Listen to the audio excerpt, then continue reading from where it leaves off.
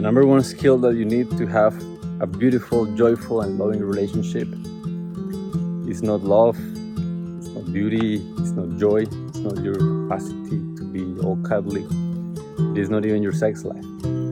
It's in fact your willingness and elegance with which you face conflict. One of my friends says that your relationship starts with your first disagreement, and in many ways that's true.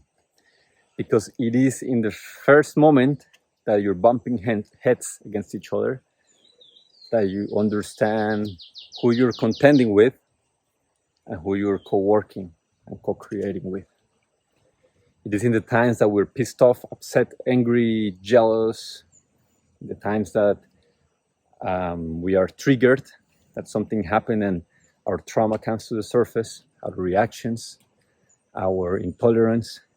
It is in these times that all the spiritual work, all the self-development, all the quotes you've posted on Instagram better have a practical use, better have a tangible application.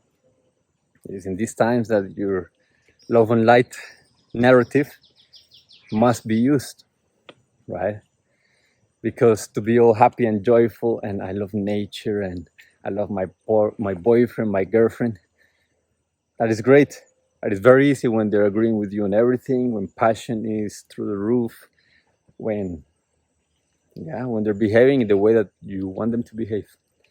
However, we're all human and we're bound always, the question is not if, but when, we're all bound to behave in ways that go clashing against somebody's expectation of us, especially our lover.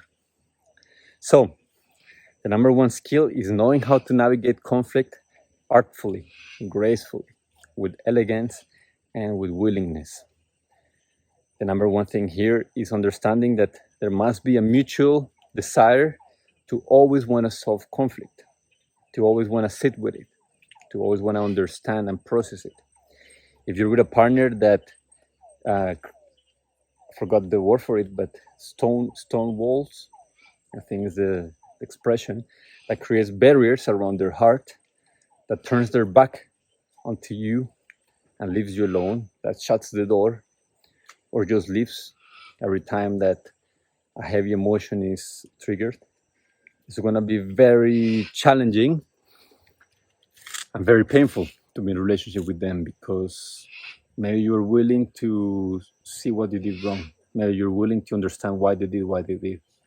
But if they're not, if there's not openness on one side, it's like trying to go through a door that is locked. You may open it, but you may hurt your hand in the process. You will stress yourself. You will also harm the door. So, tip number one, ensure that the person you are dating is as willing and committed to you to sit with the conflict and try to navigate it. Doesn't mean that solving it means you're always lovey-dovey or you always come to a very clear agreement. No. But it means that you're willing to sit through the discomfort together, to think about ideas, to understand that it's not you against her or him, to understand that the conflict that you experience is a third entity in the relationship, because it's you, your partner, on the same team, and the conflict in front of you. And you have an opportunity to co-create and to understand how can we get through this together. Problems arise the moment that you think it's you against her, your perspective against her perspective, your perspective against his perspective. Always remember, you're a team, and every conflict is something for both of you to address. And you have to have a partner that, number one, is willing. Number two, that is honest. If you cannot trust what they say, no clear communication, nothing's going to work for you. Because even if you feel that you resolve the conflict, if you're hesitant, if they say something but act in a different way, if they don't follow through on the agreements, if they make a commitment and the next day they break it, you're in for a lot of chaos. So part of your capacity to have a good relationship and to respect yourself is in ensuring that you're dating someone that is honest and that you yourself are 100% honest. An honest person is not a person that says and does things that you like. In fact, it is somebody who is not afraid to what's the word? Who's not afraid to rock the boat, right? If it means that they're going to express their truth. You want somebody who is not attached to you in a toxic way. You want somebody who's going to prioritize speaking their truth over pleasing you. Because this means that no resentment is going to be brewed and built underneath that. Right? And you yourself want to make sure that if you don't like something, you say it. That you're honest about how you feel. That you don't keep it in. Especially not to keep the other person. And then number one, you're both willing to connect, to handle conflict. Number two, you're both honest. You trust what the other says. And you act on the word that you give to each other. And finally, number three is you communicate in a healthy way. All conflicts can be resolved with a lot of drama, a lot of passion, a lot of swearing, a lot of attacks, and they can also be resolved with elegance. Doesn't mean that the emotions are not heavy, but it means that it takes a lot of consciousness and conscious effort for you in the midst of your storm and your hurricane and your chaos to find that center point where you are in the moment feeling what you're feeling, never bypassing it, but also never drowning in it. You remain a witness to the emotions that inform you that something must be addressed. And from that place, you can speak, you can articulate what it is that you like or you dislike. Owning your point, your perspective, opening up your heart, sharing how you feel, not pointing fingers. Acknowledging that your experience of life and reality is yours, but also understanding that you are a couple and you are co-creating, and in the same way you are very impactful on the life of the other person.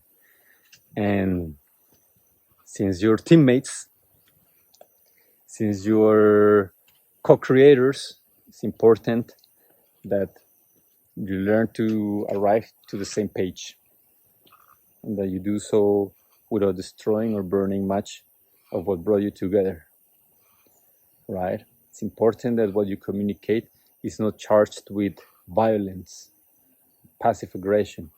It's important that you know how to say it firmly but lovingly. It's important that you know how to honor your emotions and you express them, but you never vomit them onto the other, right? These are the three secrets to navigating conflict artfully. Number one, you find somebody who is as willing as you to sit through the discomfort. Number two, you ensure that the person is somebody whose honesty you don't even question. Number three, you communicate openly, fully, and loving in a healthy way.